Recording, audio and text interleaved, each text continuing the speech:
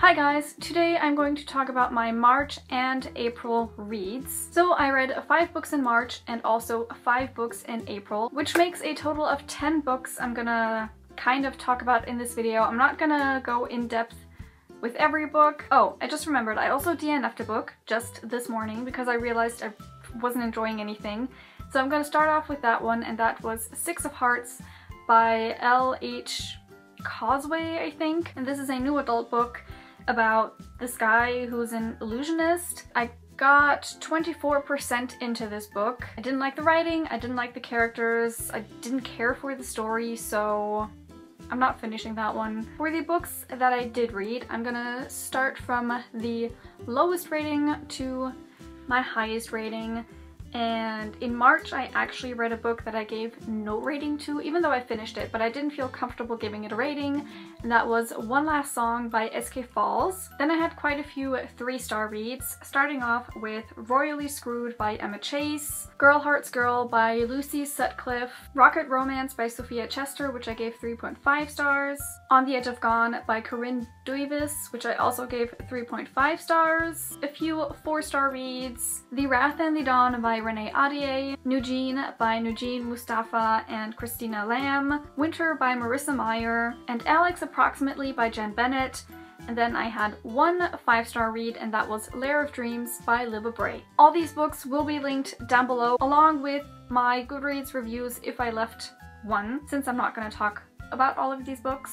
First, I'm going to talk about the book that I didn't give a rating, One Last Song by S.K. Falls. I read this for Diversity Bingo, and this was for the square main character with an invisible disability. This book touches on some very sensitive topics like terminal illness and mental health illness, and it made me very uncomfortable to read certain parts of this story, and it's also the reason I didn't feel comfortable giving this book a rating, because it deals with such sensitive topics that I don't feel comfortable reviewing or rating as an able-bodied person. So just keep that in mind while I review this, kind of. One Last Song is about Sailor who has Munchausen syndrome, so she purposefully makes herself sick to get the attention from other people.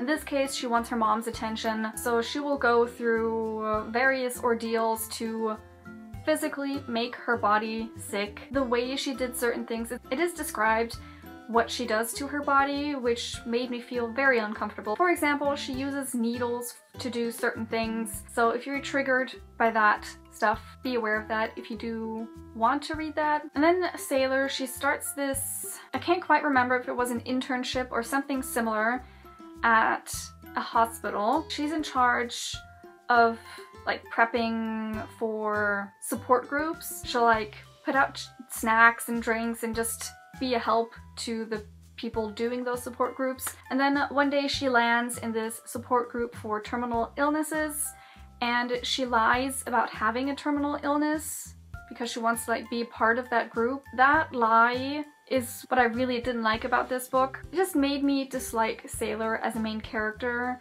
because she lied about such a sensitive thing. Really didn't like her as a main character, but I feel like it was part of her like personality. It was, you weren't supposed to like her because she does have this Munchausen syndrome, so she does lie about this kind of stuff. Despite me not liking the main character, I found the story incredibly gripping. I got through it pretty quickly. The ending had me sobbing so much. It took me by surprise because, like I've mentioned, I didn't like a majority of the book or like the main character, but then the last 2 pages of this book had me sobbing like crazy, and I didn't realize how invested I was in the story, but apparently I was. Yeah, even though a lot of parts of this book made me uncomfortable, I still enjoyed this book. If you've read this book, I would love to know your thoughts on it, so please comment down below if you have read this book. This was a very rambly review. I'm sorry for that. I'm just gonna shortly talk about Royally Screwed by Emma Chase. This is a new adult book. I just recently talked about this in my currently reading video. I will link that down below.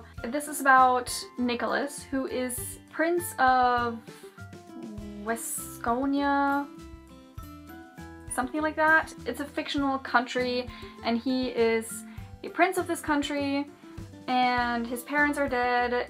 his grandmother, the queen, is still alive, and he has to find a wife, and she has to be a royalty, and like the royal family in this story has like the same status as the royal family from England. He visits New York, and there he meets Olivia, who runs the family bakery business. They meet and they get to know each other, and it gets very messy because they really start to like each other, but Olivia isn't royalty, so he's not allowed to marry her. This was just okay for me. I really liked the banter between the two characters and also side characters. I liked quite a few of the side characters. Nicholas, the main male character, made me very uncomfortable a lot of times. We read from both perspectives. So when he first meets Olivia, we know exactly what he's thinking about her, and a lot of the things he thought about her, very sexual things, made me so uncomfortable. I mean, I know it's new adult. This is definitely one of the more mature new adult books I've read. I haven't read that many new adult books, but this one was definitely, in terms of like sexual content, was definitely way up. On the Edge of Gone by Corinne Doivus. I also read this for Diversity Bingo. I read this for the neurodiverse main character that was Own Voices, and the main character in this book has autism. It's science fiction. Earth is going to be hit by this meteor something. People are trying to save themselves in shelters and generation ships, which are these ships where a bunch of people live, and the ship will like be in space, kind of like the 100, like that huge ship with the humans living on it. And our main character, what was her name? Denise. Her name was Denise. She and her mother are on their way to a shelter, but they kind of get this chance to get on one of these generation ships, even though there's like a waiting list and they're not on it, but they find a way to get on it. And Denise also wants to get her sister on this ship. It was really interesting to see how Denise, who has autism, deals with all these different problems and how she solves all these problems and just gets along. Denise is also a person of color. I don't remember what ethnicity she is. I'm gonna look it up and just put it somewhere on the screen. There are other people of color as side characters, and there's also a trans character. Very diverse cast of characters. I found Denise, our main character, really interesting, but apart from that, the story and the writing just didn't grip me as much, so which is why I only gave it 3.5 stars, but I still highly recommend this book because of how diverse it is. It just wasn't for me. Alex Approximately by Jenn Bennett. I loved this book. I had very high expectations of this because Night Owls, which is Jenn Bennett's other YA novel, is one of my favorite books, so my expectations were pretty high. Even though Night Owls is still my favorite, this book did not disappoint. Alex Approximately is about Bailey, who has been talking to this guy Alex online. They're both like film fans, and they've been talking online for a long time, and Alex really wants Bailey to come meet him because Bailey's dad lives in the same town as Alex. Bailey keeps like postponing it. Right before summer, she does move to her dad's, but she doesn't tell Alex because she wants to see him before she meets him, to like see how he is, because they don't know what the other person looks like. They're very strict with what they share with each other. To avoid an uncomfortable first meeting, she wants to see Alex first and decide on what to do.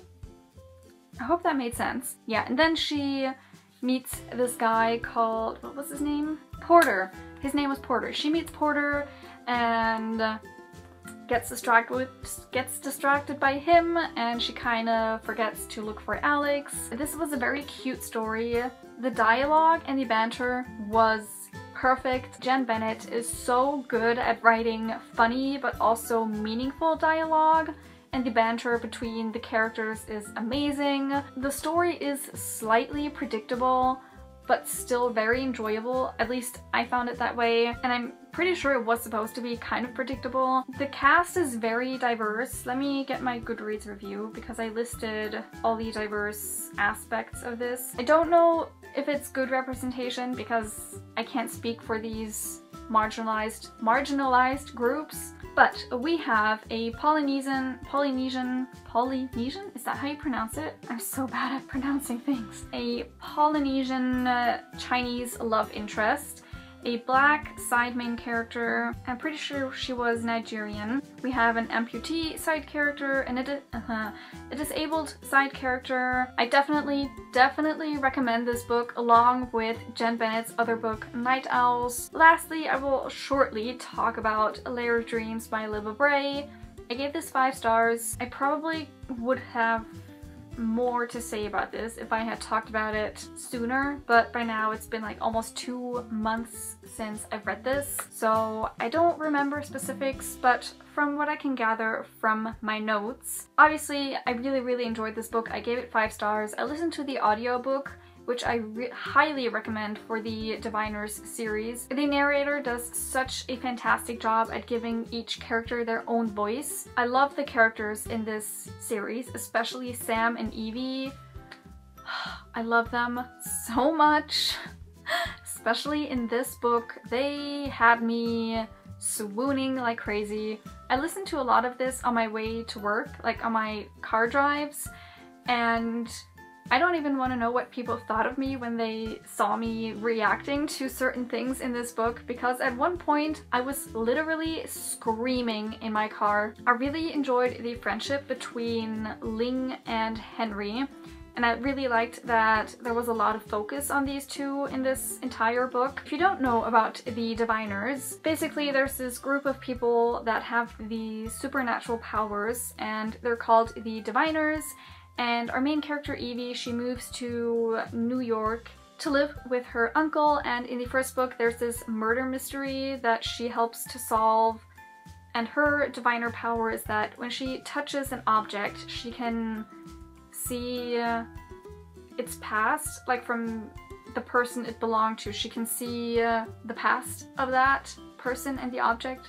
I don't know if that made sense. The banter between the characters, especially Sam and Evie, added like 20 years to my life.